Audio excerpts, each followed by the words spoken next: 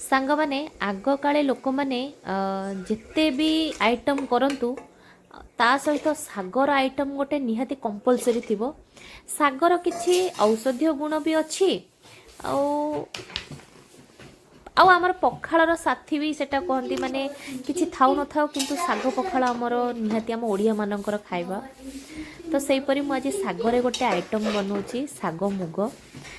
मते तो आसेनी फिर भी ट्राए करिछि किंतु आइटम माने फास्ट टाइम मु ट्राए करथली आउ खाए माने आइटमटा मोर एकदम बढ़िया होइतिला। मु विश्वास ही करनथली मोर एते भल खाइबा माने बनिबो बोली से आइटमटा।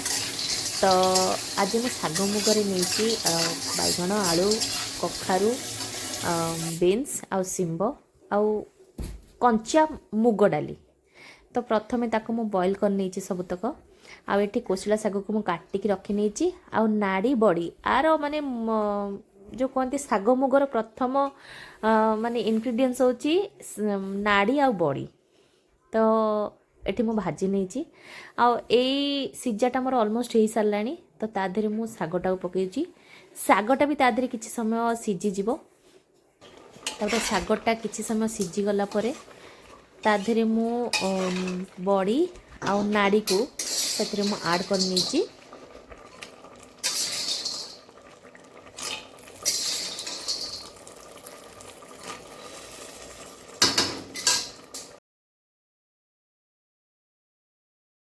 नाड़ी बड़ी को ऐड कर सारा पर से किसी समय मुझे छाड़ी नहीं किसी समय मैंने 10 मिनट खंडे छाड़ी नेली सिझापी।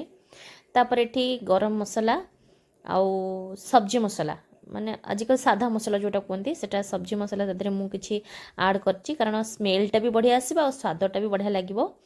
तो ताकू मसला ऐड कर सारा पर मु किछि समय ताकू फुटिबा को छाड़ देली आउ से टिके फुटी गला परे कारण एतिरे पियाज रसुण पड़ुनी तो एकदम साधा होची माने ओसा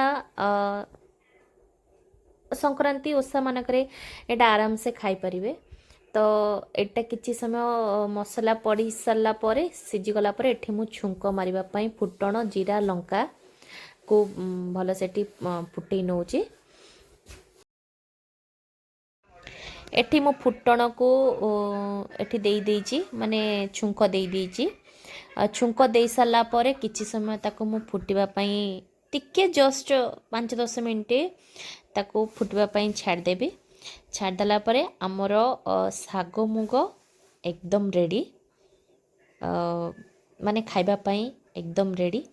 सांग माने जदी ए रेसिपीटा आपण मानकु भल लागे तो निहाती मो पेज को फॉलो कर देबे मो चैनल को सब्सक्राइब करिवे। जय जगन्नाथ सांग माने।